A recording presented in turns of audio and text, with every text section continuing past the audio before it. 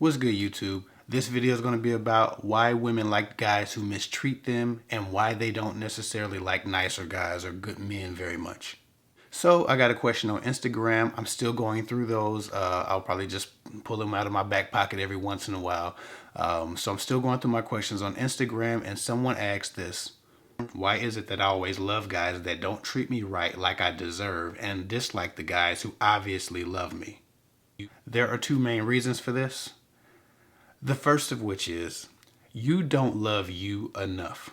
You don't love yourself enough like you would love a friend.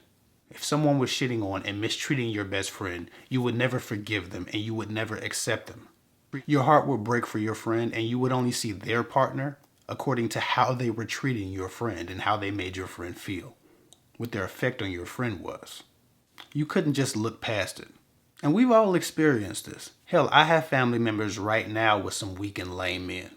Men that mistreat them, or men that would just never be good enough. All I see when I look at them is their character flaws and their effect on my family member.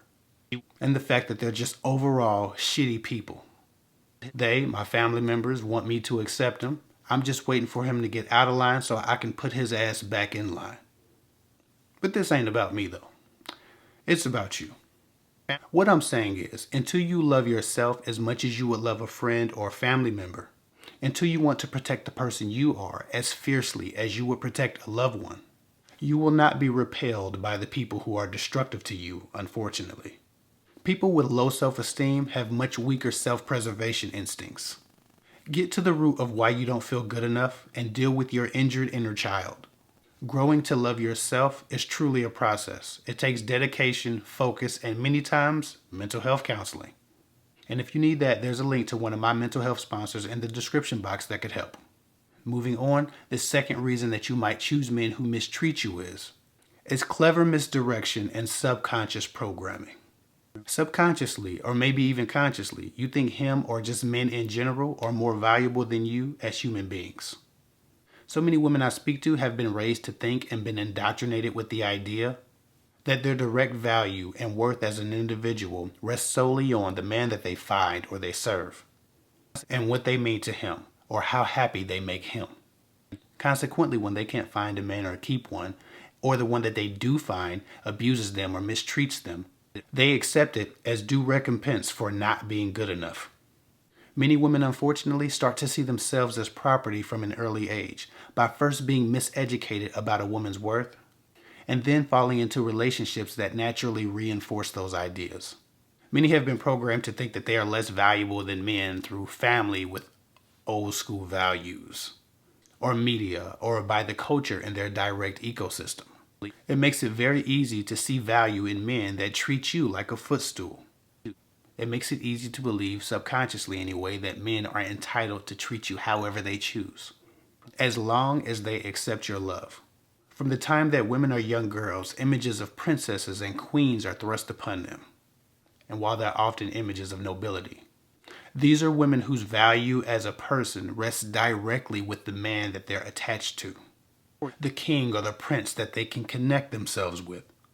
Even in the fantastic stories that we hear sometimes where the woman is the hero, oftentimes her ultimate goal is to prove herself to a man. Usually a king or a powerful father or some guy who mistreated her that she wants the approval of. The happy ending, unfortunately, is always a man in power finally seeing that she's good enough. This perpetuates the idea that men are inherently valuable no matter what they do, or possess the power by default to either bestow upon or deny a woman her own individual value. Think about it, it's everywhere. Terms like trophy wife or housewife literally place a woman next to a possession and assumes her identity. Men are never identified like this by their relationship status, or if they live in a house, or their duty in the home. At this point, the programming isn't even malicious, it's just the culture of our society. No different than how many blacks, especially women born into colonized nations, often develop their self-esteem based upon how many of the European beauty standards that they can uphold, being programmed against valuing their natural inherited beauty, often holding themselves to standards not meant for them. But I suppose I'm rambling now. Back to the topic. You learn that men assign value, and those who give it freely appear to be of lower status. Because of that, the men who don't show you respect and honor become a focus and an obstacle to your self-esteem. This is why the prettiest women often have the lowest self-esteem. Men often learn to treat the prettiest women like crap, to humble them, to reduce them. Only then will they respond. And unfortunately enough, it's true. Their cup runneth over with the validation of those they believe to be lesser men. All a man has to do to stand out is invalidate them, and earning his approval becomes the focus.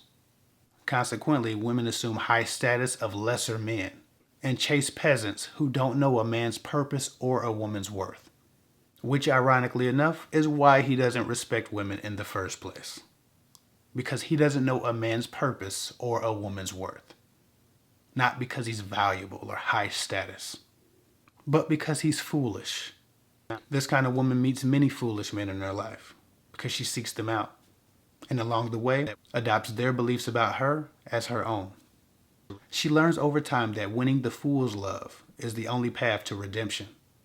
Failure to do that means that she's failed as a woman.